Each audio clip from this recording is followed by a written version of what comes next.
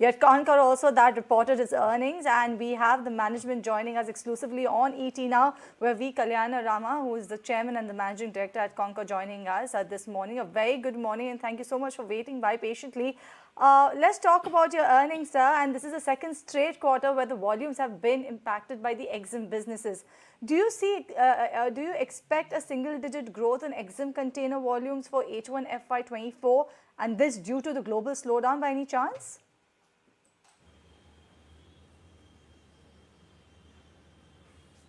Yeah, exports, as of now, exports are not very encouraging. But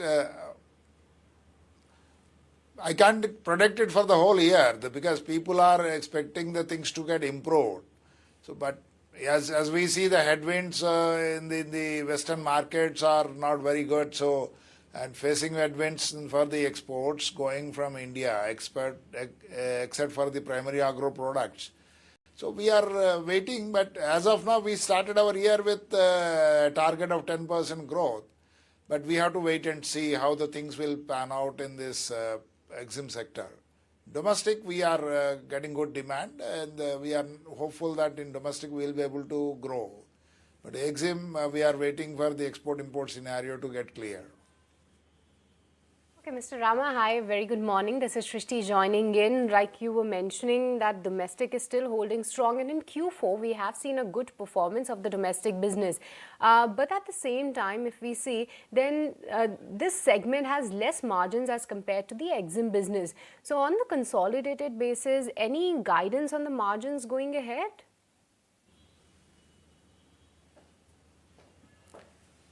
So before giving guidance, let me tell you what we are working on domestic. Yes, you are very absolutely right. Domestic is not having as good margins as EXIM. But in the revenue, if we see, our domestic revenue percentage is increasing year on year.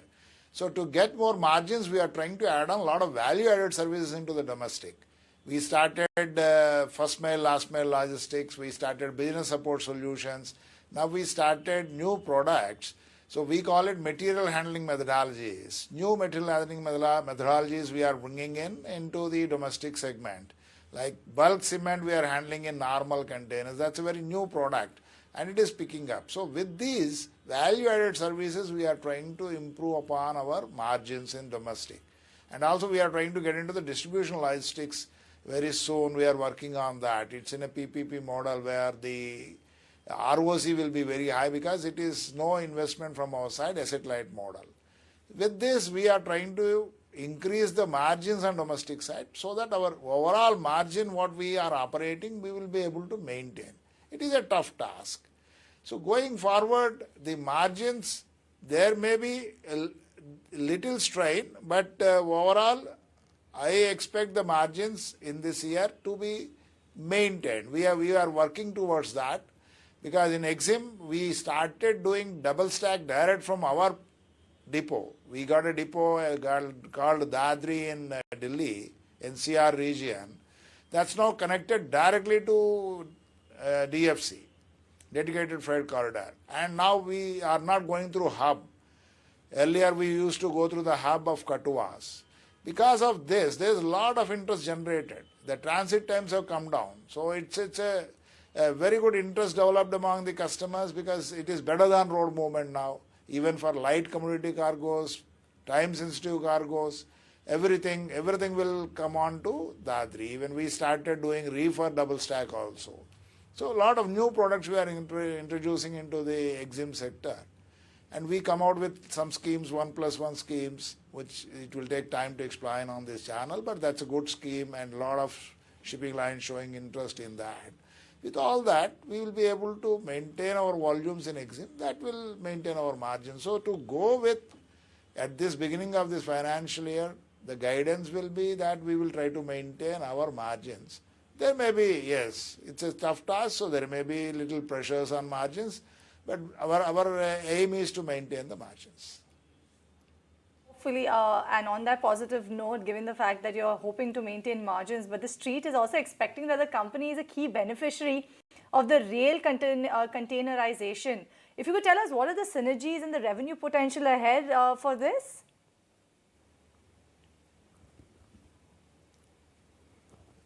I could not get your question. What is rail containerization? See, that's what in the business we are there for last 30 years.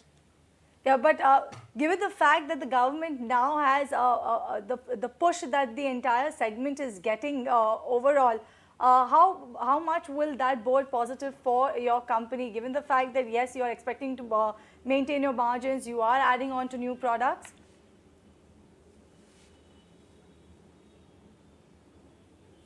See, that's what I'm telling. See, in domestic, we are seeing good growth. Good growth. That is where the containerization will come in. Exports, whatever exports earlier going on, they are going on in containers only because the Western countries, they accept goods more in containers rather than in the break bulk and bulk mode. So there, the growth will come with the export-import scenario. How we are able to do well in our exports, or how much we are importing, that decides the volumes. Whereas in domestic, the more and more goods can be containerized. So to answer your question, in the domestic side, if you ask me what is the growth potential, there is a very good growth potential. So with the new methods and the new products we are bringing into containers, there is a huge scope, like the bulk cement which I talked of, the handling of commodities in bulk in normal containers. If you ask me what is the size of the market is 400 million tons. And how much has been tapped, if you ask me, that is not even 10%. So there's a huge market there to explore, to capture. It's a virgin market. So there are certain headwinds for this. The container availability, because now we are encouraging Atmanirbhar Bharat in India and we are not importing containers. The ecosystem we are developing. The container shortage is there for domestic movement for us as of now. Like I want to add 25,000 containers, but the system is still to be developed, so we are not getting at the rate what we want to add, the containers. Even the rake production, there are some issues with the wheels and axles. We are working on that also along with railways and various other industrial units to overcome the shortage. So we are working on all these things. So there is definitely the market available, cargo is there, now we have to tap it. We are working on that. Mr. Rama, if we look at the past, so the company stated that the approval of the new land license fees policy will also help into the implementation of PM Gati Shakti scheme. Just wanted to know what is the update on the implementation of the Gati Shakti policy. Could you just give us the suggested timelines?